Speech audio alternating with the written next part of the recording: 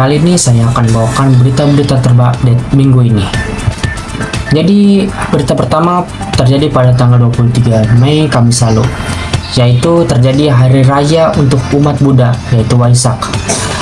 Ribuan umat Buddha antusias mengikuti kirap Waisak dari Candi Mendut menuju Candi Borobudur sebagai puncak perayaan Waisak. Acara ini dimulai dengan pembacaan parita di Candi Mendut dan diikuti perjalanan sejauh 3 km menuju Candi Borobudur dengan sambutan meriah dari warga sepanjang jalan. Dari Dirjen Bimas Buddha Kemenap RI Supriyadi menjelaskan pentingnya perjalanan ini sebagai meditasi berjalan dan refleksi ajaran Buddha. Ritual ini menyemayamkan air dan api di altar Candi Borobudur dan diiringi persembahan air, api, Buddha Dupa, dan pelita. Dan acara ini diakhiri dengan pradaksina mengelilingi Borobudur dan Festival Lampion. Baik, kita masuk ke berita selanjutnya. Berita selanjutnya ini datang dari dunia badminton. Baru-baru ini di dunia badminton dihebohkan dengan berita mundurnya salah satu atlet profesional kita, yaitu Kevin Sanjaya pada tanggal 6 Mei 2024. Kevin Sanjaya memulai dunia badmintonnya pada usia 5 tahun di tahun 2013. Banyak prestasi yang diraih oleh Kevin Sanjaya untuk bangsa Indonesia, seperti menang gelar All England, mendapatkan medali emas Asian Games 2018, dan meraih Piala Thomas 2020, dan masih banyak lagi. Tapi dikarenakan cedera pada bahunya di tahun 2017 dan keberlanjutan, ditambah dengan teman ganda putranya yaitu Marcus yang ikut cedera pada bagian kakinya, sehingga Marcus pun mundur dari dunia badminton pada bulan Mei lalu.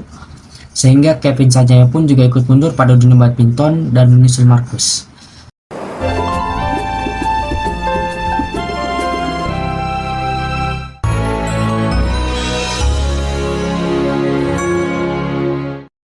Bangun pagi ku minum susu, bantu sehat kuat tubuhku, dukung daya tahan alami, baik kini dan juga nanti. Tiap pagi susu Fresh and Flag.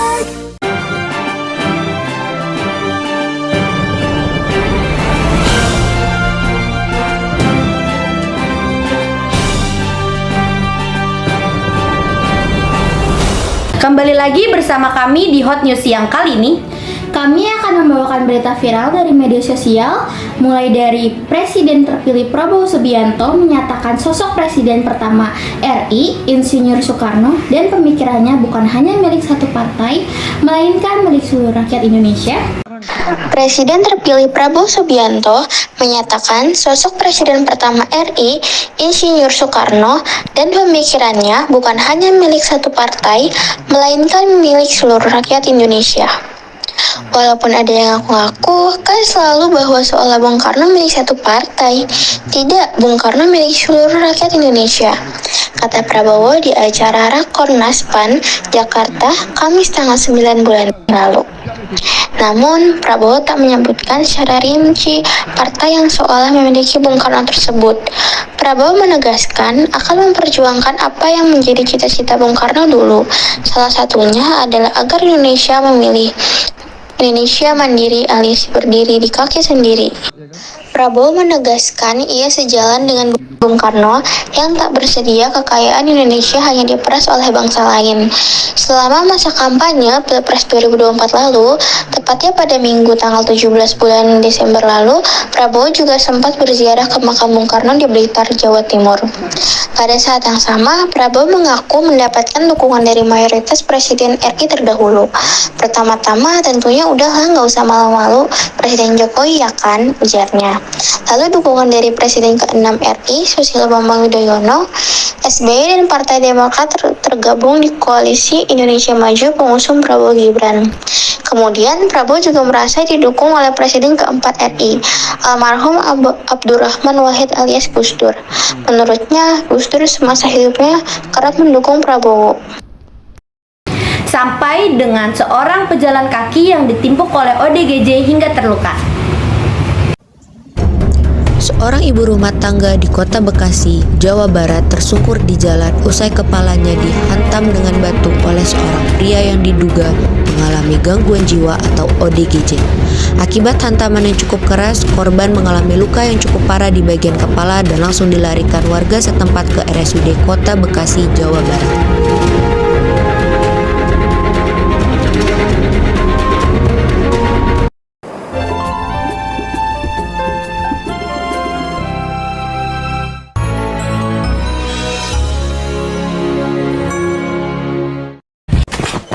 Hei, dari mana kamu? Dari rapat OSIS, Bu. Bohong, kamu habis makan cumi kan? Pakai saus padang kan? Makanya guys, abis makan kiss dulu dong. Kiss, aroma wangi abis makan.